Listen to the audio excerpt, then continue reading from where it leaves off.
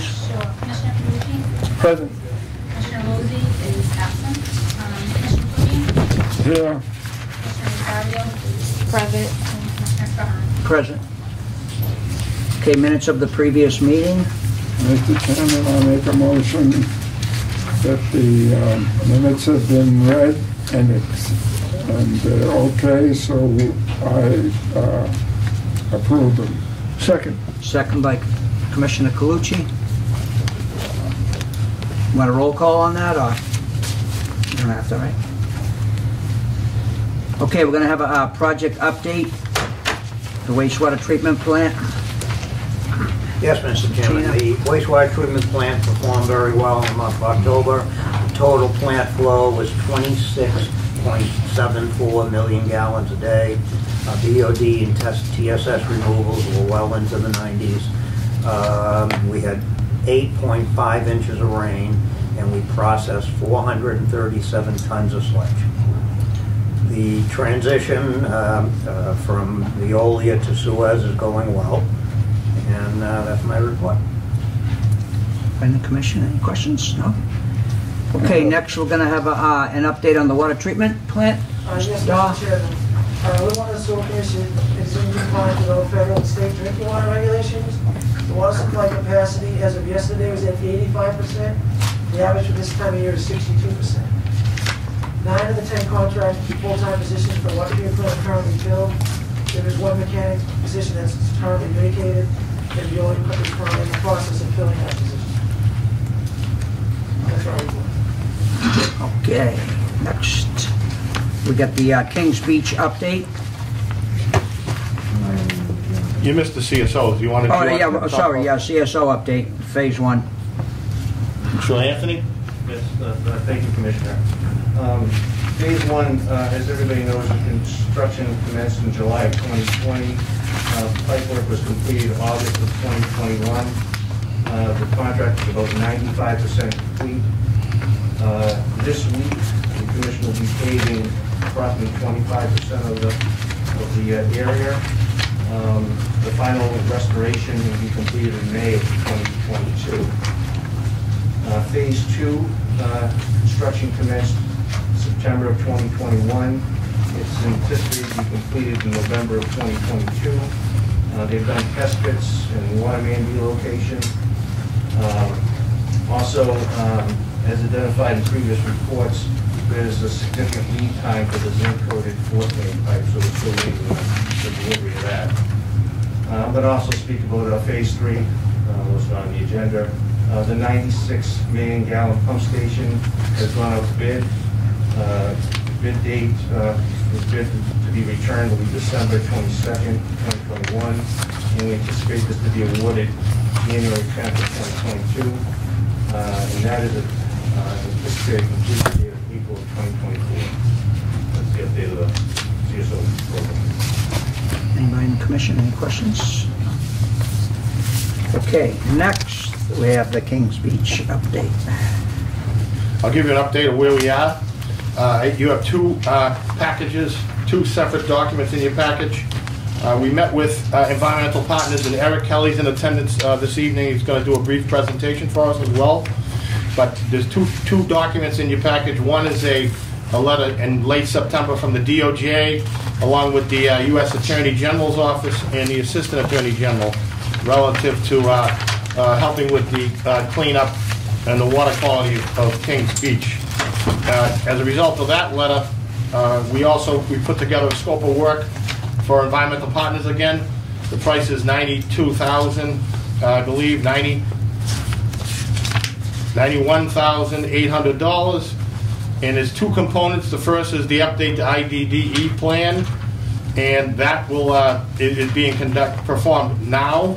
The second phase is a catchment investigation to try to actually determine if we have illicit connections or any discharges to the beach from our sanitary sewer system into the stormwater system. And that second component is for $51,900 for a total, again, of $91,800. The Commission is undertaking those duties as we speak. Just a few comments on our CSO program. In the 1990s and 2000s, we spent $100 million separating the area We put in 20 miles of additional piping system up and down Eastern Avenue so that the runoff water would no longer enter the sanitary sewer and it result in an overflow at Kiley Playground. In 2018, we had 2 overflows. One was a result of the August 12th storm, which we got 8 inches of rain over 6 hours. That's considered a 500-year storm event. And we had another one on September 18th. That was outside the beach closing. In 2019, we had 2 overflows. One occurred on July 12th for 15 minutes, and the other one September 2nd for 30 minutes. And in 2020, we had 1 on July 30th for 15 minutes. And of course, this July was the wettest month in recorded history. And we had 4, I believe, which was bad, but we had significant rain that month. So we're working on coming to a solution. Just so you understand the area tributary to King Beach consists of 950 acres. Okay, the perimeter is the Highlands to the left. If you're walking up Eastern Avenue, Highlands to the left, and to the right is the Swampscott line. So Harvest, Pacific, Archer, Clark, all those streets, and again on the left is all the Highlands. In the north would be Eastern and Western Avenue, and then the south would be the beach. So any rain or anything that hits those catch basins is going to discharge to Kings Beach. In addition to Floating Bridge Pond and Foster's Ponds would discharge to Kings Beach 24/7, 365 days a year. So any wastewater or bacteria or anything in those ponds are getting to the beach as well. So we're working on a solution. I guess we're going to listen to people discuss the matter tonight. But we've committed $92,000, and if we need to remove illicit connections prior to next beach season, we'll have a backhoe. We'll have a construction crew out there the next day. Again, there's 950 acres. We're not saying we don't have cracked sewer systems similar to Swampscott that are ultimately getting into the storm drain, or someone connected their addition from their upstairs bathroom into the storm drain. I mean, those possibly could happen. But we're going to test for surfactants, which is detergents, ammonia, which is urine, and pH, along with enterococci, which is a bacteria, E. coli. And we've done that, the commission has done that themselves prior to every beach season, but now we have environmental partners doing it, maybe a little more thorough job. And hopefully we can find a few things and remove them right away. So we're committed to doing it, and I don't think we need a vote because we've already started with environmental partners doing this for that work. But the rehabilitation or whatever's needed that will come out of it will come out of it once we update the plan and get some results and sampling. That's all I have. Anthony, anything further? Sure. Just a couple points of information. This IEDD program and what they're asking us to put together was originally first done in 2013. In 2013, shortly after that, we did an extensive investigating of the area. As Dan mentioned, the 950 acres. And at that time, discovered 6 or 7 illicit connections. And after we had completed that, we thought that we had found every illicit connection in the system. Again, in 2017, that document was updated again in-house. So this is going to be the 3rd time that this document will be updated. And this time it will be done by environmental partners, as Danny had mentioned. Throughout the years, we've done investigating ourselves with testing. Within the system, there's 20 nodes that we do sampling. We do that before every beach season. And for example, this year, we TV'd some of the lines coming from Sanderson Ave to do some more investigating on this issue with no positive results. So at this point, I think it'd be helpful, I think, if Eric Kelly from Environmental Partners might give you a little description of what his 2 tasks are. And we're going to go at it again. So our first primary task is to update the Commission's IEDD plan with an eye towards a updating the approach for how we're going to conduct the catchment investigations and the implementation schedule. So putting a priority on the Kings Beach watershed, which Dan mentioned is 950 acres. Looking at the available records, it represents, roughly speaking, about 20% of the commission's drainage assets throughout the entire city. So it's a pretty large area. You've got pipe sizes of considerable size, age, and so of the 20 nodes, we're looking at expanding to come up into each sub-catchment from those 20 areas. So we're going to be looking at individual sub-areas to try and find the problem areas now. With a course level screening, we're going to deploy a K9 IEDD team this winter. They have the capabilities of covering a lot more ground than field teams who are pulling lab samples. The dogs have capabilities of detecting things, so they can do that course level screening that could process a lot more of the drainage area than we could putting boots on the ground.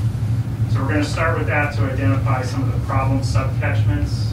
That will develop a secondary level of recommendations for additional field work, both with additional K9 team work and also our field teams. Could result in additional CCTV work where we don't have good information about some of the older subsections of the drainage network, and also to get an idea about the physical and structural conditions, so we can see if there's any contributing areas due to aging infrastructure that needs rehabilitation.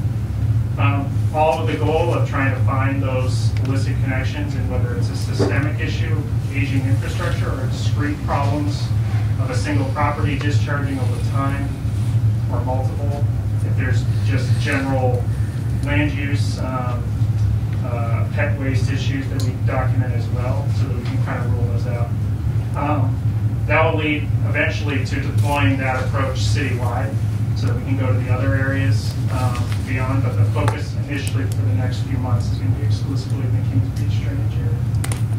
All with the goal of getting that preliminary assessment done ahead of spring 2022, so we can deploy phase 2 ahead of the summer.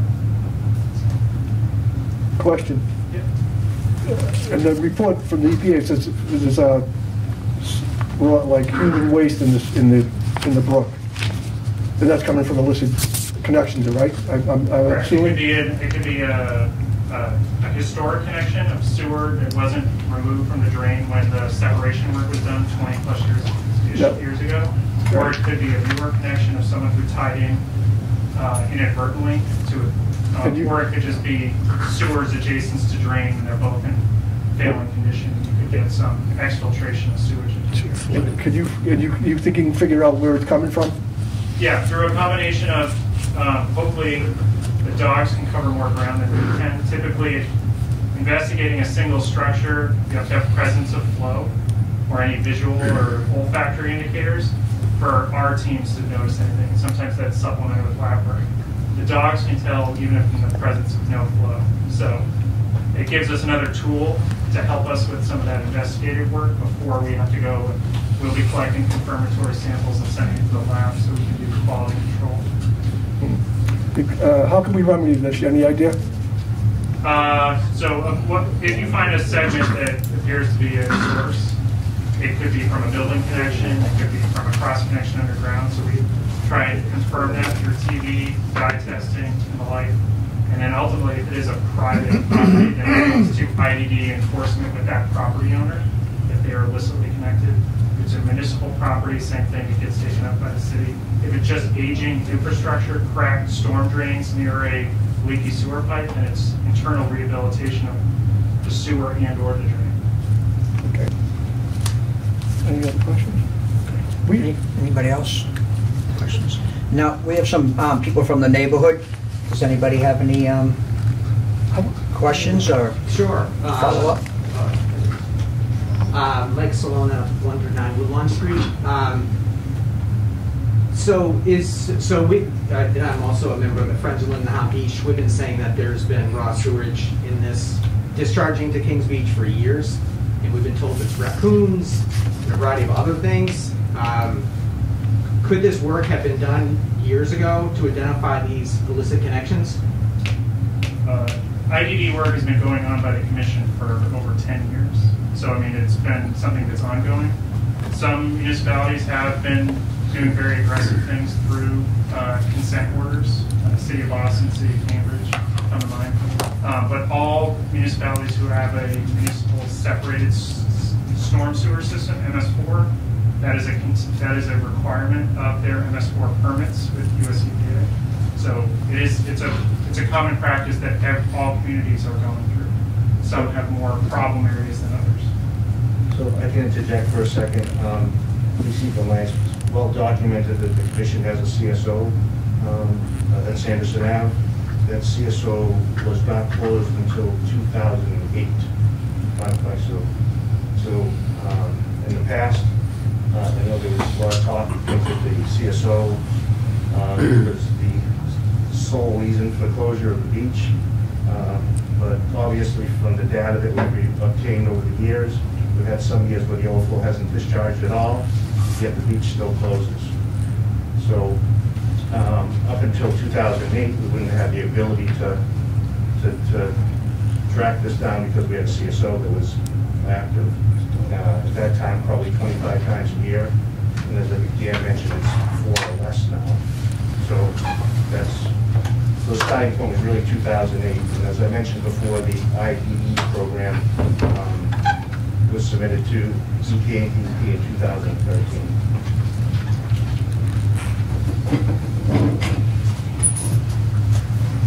Anybody else?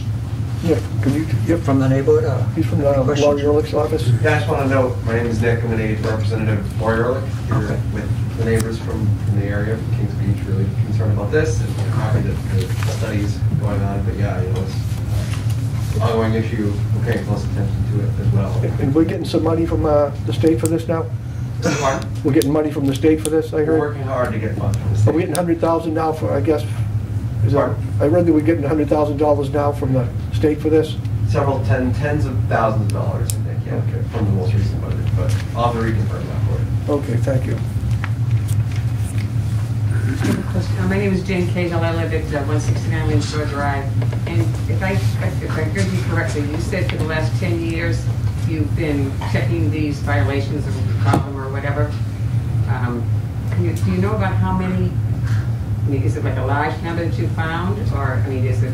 I'm just getting engaged on this project, so I can speak to just some of the history. I believe, Anthony, they found about a half dozen illicit connections. Right. Over 10 years? Over Yeah. 10 years. Yeah, the program commenced shortly after the 2013 submittal of the IEDD program. So it was around 2000. So and it was extensive, something similar to where environmental partners will be doing now. At that time, found that there were 6 or 7 connections. At that time, we put out contracts, that contractors take them out. Some were simple, some were more difficult. And we spent quite a bit of money doing that. And in 2014, 13, 14, 15, we felt that we found those connections. but the problem's still going on. I had a question. If you had these 100-year storms or 500-year storm, isn't there a discharge from that is also a big part of this whole thing? That's a combined sewer overflow, yes. I mean, when you get those storms, there's no way to avoid that, you know? No, right. But there's 2 different components. There's a combined sewer overflow where we have limited, because we spent $100 million more or less solving the problem, whereas at least it's within compliance with the national CSO policy, which is 4 times a year. So we're in compliance with that. But there may be other illicit connections into the system that we are going to look into it. But we sample and test prior to every beach season internally for enterococci, ammonia, and surfactants and pH. And the numbers are not, out of this world. A wastewater number of CFU, colony forming units, are like 20,000. We don't get those numbers. They closed the beach at 104. A wastewater connection has 20,000. So if someone had a direct wastewater line into the brook, the numbers would be significant. And then we would go further up the line and test and sandbag it and sort of break off if it's coming from Easton at Harvest, then we would move up Harvest and go into Clark or Pacific or Archer or whatever's up there till we find it. But we haven't found this, but now we're gonna do a more extensive research. But again, Swampscott has a pipe parallel to us, and they had a chlorination facility for years, and they got rid of their chlor station, and I think the numbers were bad after they got rid of their chlor. But they're spending millions of dollars on a consent decree, so, and also DCR has the separate drains all along Lynn Shore Drive that discharge to the beach as well, so. I have a quick question. I'm Robin Grace. I live over on 16 Prescott Road. Where are you testing? Where are the locations that you're testing? And is that information released to the public? Well, I think Eric, he's gonna address 20 nodes within the system. And if you get hits or you get bad readings within that node, then he continues up into that reach. So if you think of it as like a large tree, the trunk and the roots of the Kings Beach outfall, and then the trunk goes up Eastern Avenue, and off the trunk you have all parts of the tree. Eastern and Western is the top of the tree. So a few years there was a nursing home on Essex Street which tied an addition into the drain on Essex Street. So we went up Eastern Avenue and sampled different points, and we said at Eastern and Essex we got a high number, so we continued up along Essex till we got to that some point along there, and we found out that the addition was tied into the drain. So we had them, or we moved it right away. That's sort of what you're doing. You're sort of chasing the bad numbers until you can correlate it to either a home, a broken pipe, or a systematic problem, or whatever, and then you rectify it. But I don't think we know the 20 locations right now we will be sampling, but it's going to be within the 950 acres, of course. And we're just trying to narrow it down so we can say, okay, it's not the Highlands, it's over here on Harvest and Archer and Pacific, or it's down here at Essex Street, or whatever.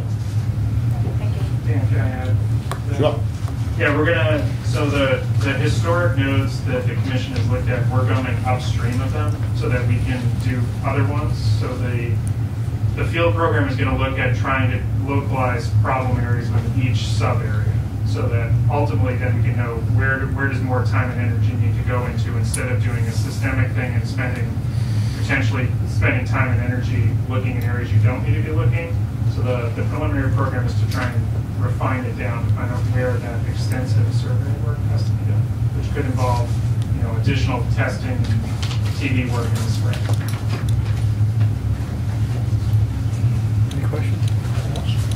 Hi, I'm Chris Mancini. I'm the director of Save the Harbor, Save the Bay. I'm also a member of Friends of Lynn and Hunt Beach. And I just wanted to first off say thank you for making this a priority.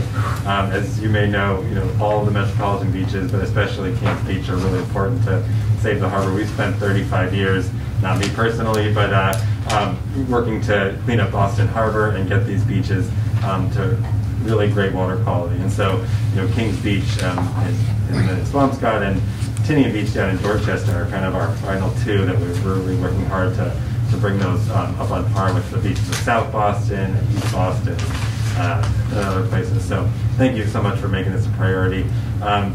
It's such a great resource down there.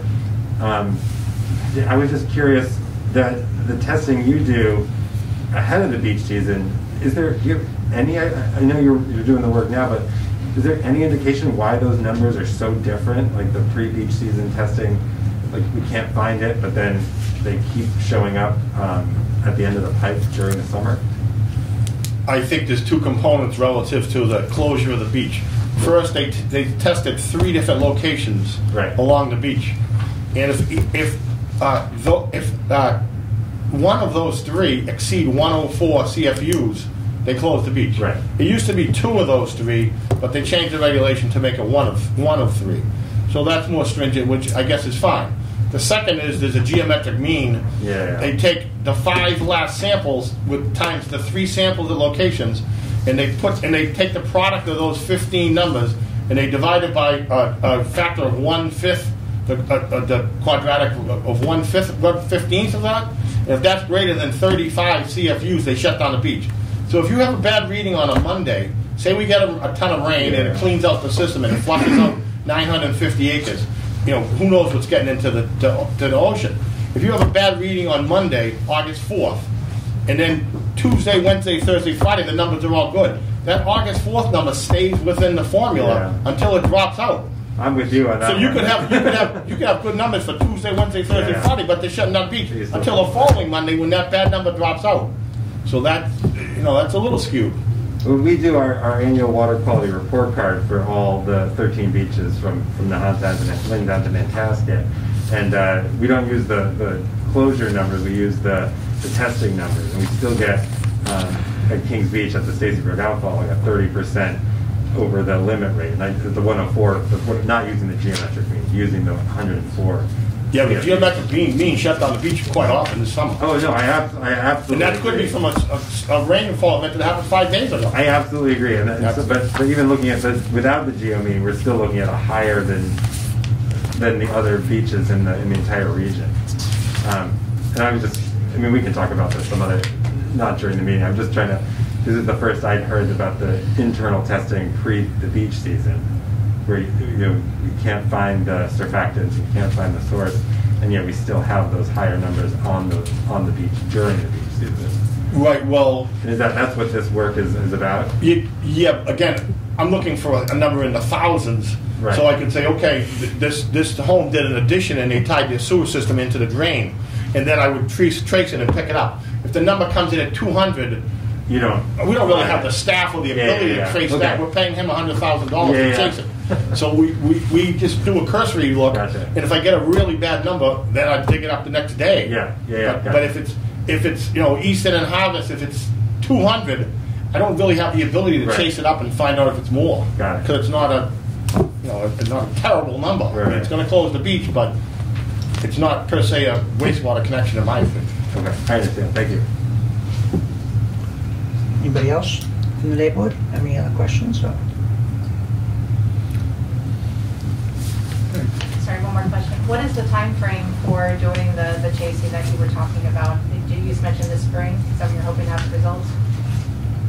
Preliminary catchment work will be done this winter, so we could do follow-up work in the spring based on those results.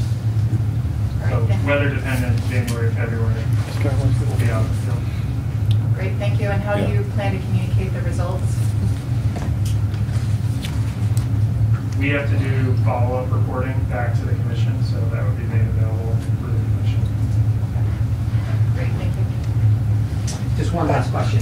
Would the commission be willing to work with DCR or maybe the Friends Group and develop some better signage down at the beach to warn people to stay away from the outfall pipes? Because unfortunately, a lot of people don't understand what's going on, and it's kind of an attractive nuisance. We can do that. We'd love to work with you to put something better together, maybe down at the beach itself. Sure, I don't see a problem. So now, is that something we can do in-house, or do we have to go through the...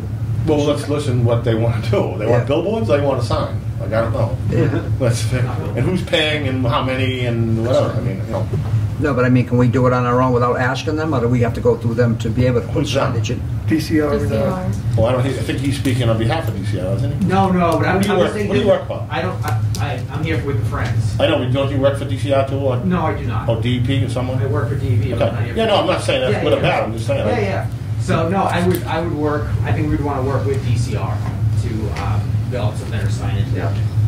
Yeah, we're on board. If you could orchestrate that and get it together, we're with you. Awesome, thank you. I just had one question. So now, if we test, so now if you go down and test the water now, this time of the year or in the winter, is the water clean? I mean, it depends. He hasn't got done a it source. I mean, right now the goal is to do it during dry weather conditions, because then if you're getting an illicit source, it's going to show itself. Where during wet weather, you're cleaning out the system, you might get heavily diluted wastewater if there is anything. So we're trying to catch it at hypothetically its highest concentration. So we were looking for. So we really only check it like during the time when people are going to be swimming in it, like the summertime. Like do we check it all year round? I guess is my question. The water. Some do that. Like you almost have to do it similar to the beach monitoring. You're doing it upwards in places where you know that there could be contributory areas. Maybe not illicit connection, but it could just be background bacteria, wildlife, the lake. So if you have common issues, you're trying to get a leading indicator to say, all right, we've got that, we've got a storm coming, you know the beaches are going to get closed. But we're looking for the true illicits, and if we can't see it in the lab sample or field screening and things like that, then you move on and you keep looking until you can find something. So ideally, if you find it at a lower node, and then you find it all of a sudden disappears as you move up the system, you go back and you go, okay, we're somewhere between A and B is where we have to go. And sometimes that connection is underground and in the pipe, and you have to send a camera up to find it. Other times you get lucky and you can find somebody tied a pipe right into a catch basin. You go, what's that? And lo and behold, you're looking at somebody who tied a property in illicitly. It's not uncommon, but I think we have to be prepared for the, the kind of the smoking gun illicit connection, and also the ones that are just, failing infrastructure underground, just falling apart. So like now, this past July, we had a lot of rain, above average, I would say. Does that make it worse? Like, do you find, like, is there a trend? Do you see, like, when we have a lot of rain during the summer, does it? Generally, I mean, most of the time, just those storm events are going to clean the system out. So that actually cleans it would be cleaned to some degree, yes. But that means usually the water quality and where it's discharging to is worse for several days because of that event. July, getting 11 plus inches of rain, and we had almost no relief for probably 2 weeks. You're going to have poor water quality everywhere. I mean, I mean, you can see it in places that aren't even as prone to it just because that volume. Because of all the abundance. Yeah, the readings on all beaches you must have saw in July were poor. Oh, yeah. I mean, we saw lower tests after any rainstorm, but I mean, the difference is still stark. Carson Beach and M Street Beach in South Boston are routinely the cleanest urban beaches, not only in the region, but in the whole country. That even after a rainstorm, you still have swimmable water down there. And that's a result of a similar, project, 20 years ago, $180 million to remove a CSO and tie the pipe into the Deer Island sewage treatment plant. So obviously, like that, before that, it was closed almost every day. But just as Eric just said, is the best way to put it, that following those rainstorms. So now, do you guys test the other beaches? Do you test it all year round? Yeah, so the DCR does, and they post the public data, and you can find it through the Friends website, and you can go back every year and you can tie it to the storms. And then on the Save the Harbor site, we've got that. We do an aggregate. We kind of look at what was the trend for each year, and then look over time. And so you'll see that we kind of grade them on a letter grade system. So most of the beaches are A's or high B's, and maybe you still have some challenges in Quincy is another town that's facing some challenges, but yeah, Kings Beach is pretty rough. Okay, so that's the worst one of all the beaches of the 13. Yeah. And how many of the beaches have pipes that discharge via an outfall pipe and a jetty out a mile on the ocean, and how many discharge right at the head wall like Kings Beach? That's a great question. I mean, I don't think there's many. Yeah, I don't think there's a lot. Right, because everyone else is clean beach because they actually have a pipe that goes a mile out in the ocean. Or the pipe ties directly into the end of the array system. Right. Or they go out to the ocean. Yeah. And they just discharge out there. Yeah. Ours is at the beach. Yeah. So now, have we ever done a cost approach on that to move the pipe out? Like if you did that, would that fix the problem? Well, I think there's two schools of thought. One, you're just transporting the problem out further on the ocean, but you're going to have a cleaner beach because that's what everyone else does. What are your thoughts on that? I mean, my thoughts are that the permitting on moving the problem a mile out to the ocean would be challenging. And you'd want to solve the problem at the source, first of all. Yeah, I think the regulators would take an opinion that you should try and do your housekeeping onshore. Onshore before you push it out more? Yeah. But you find that the other beaches, so how many other beaches do have the overflow, do you know? I don't know the number off the top of my head. But those beaches are... Quincy's one that does have them on the beach or near the beach, so that's why they have... That's right, they have low grade. Yeah. So the other ones that have the others, overflow pipe that goes out farther don't have the problems. They always have a good reading. Yeah, I mean, the most similar ones are actually the Swampscott town beaches have some of those drains kind of on the beach, but even so, like their systems don't have as many flag gates. But those aren't DCR beaches, they're tested differently. Yeah. Okay. Anybody else in the neighborhood? Anybody else have any questions or concerns? Everybody all right? Okay, next we're going to have the vehicle procurements.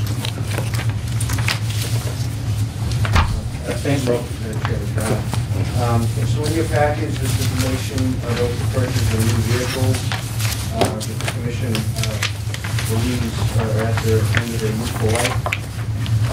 That's been evaluated by our home mechanic. So I'm looking for authorization to purchase these vehicles. Due to the chip shortage, I'm sure everybody's read about, the vehicle delay is approximately 24 to 30 weeks. Crazy.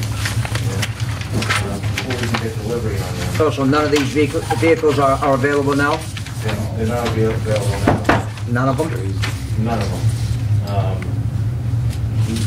Even we're looking to purchase also a backhoe. And that's- Yeah, the backhoe must be around, isn't it? They're giving us a 4-month lead time on the backhoe.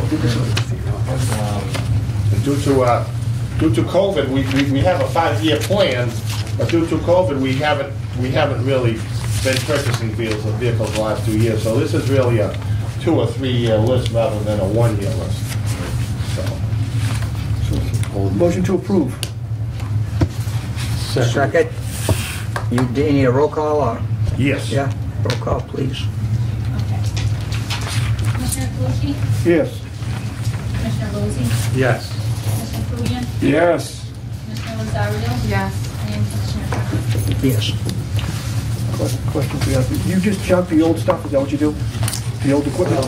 Or you- One of the things they're gonna trade it in. Trade in. Backhoe.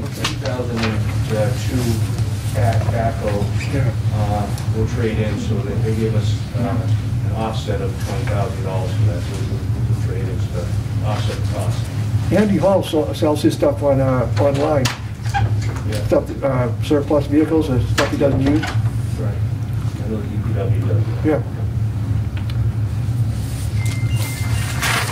Okay.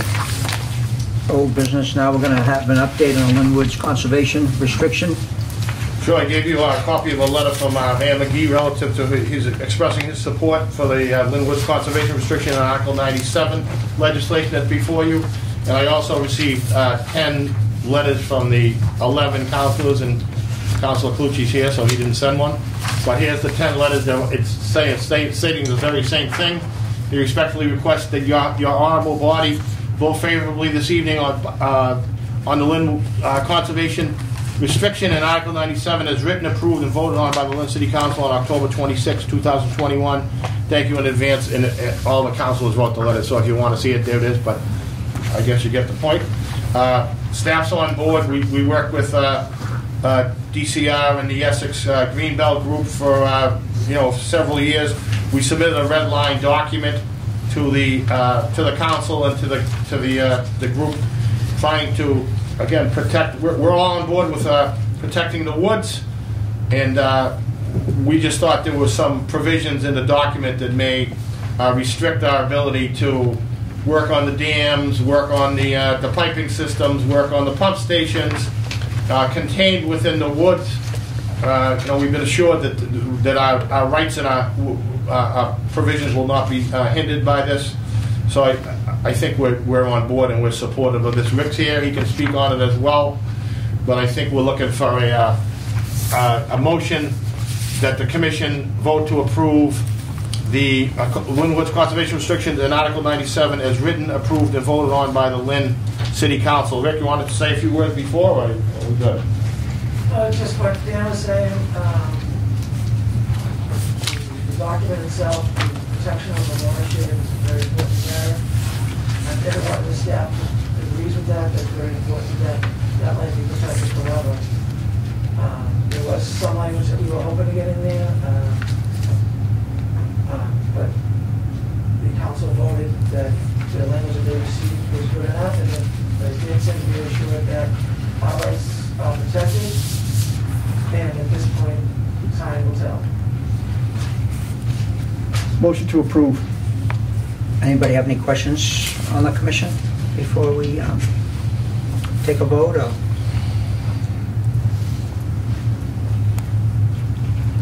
Do I have a second on the motion? Second. Roll call, please. Sure. All right, Commissioner Calucci? Yes. Commissioner Lozey? Yes. Commissioner Kubian? Yes. Commissioner Rosario? Yes. And Commissioner Tucker? Yes. Okay, next we got our collective bargaining agreement, reopen request.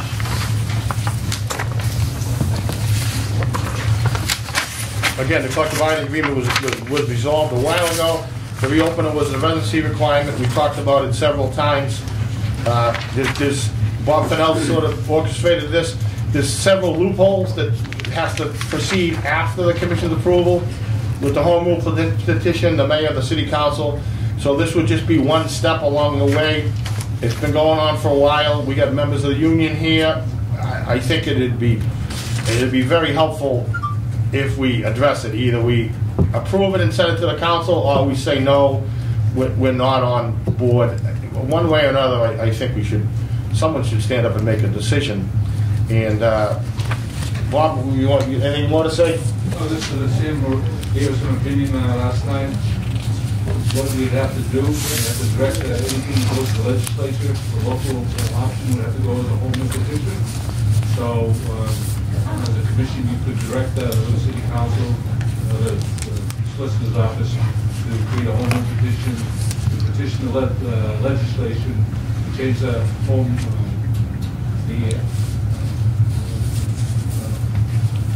legislation that created the Home Water and Sewer Commission, the enabling legislation.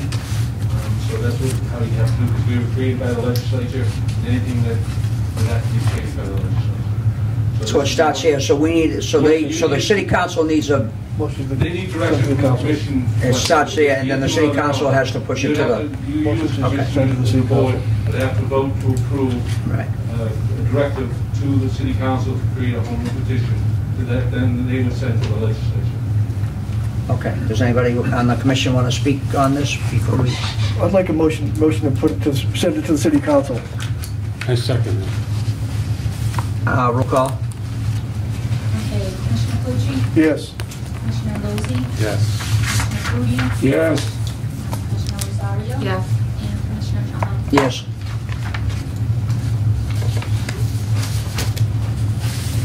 So now what do you do, send a letter signed by all of us to the city council? I think Sam, is that what happened? Yeah. Okay.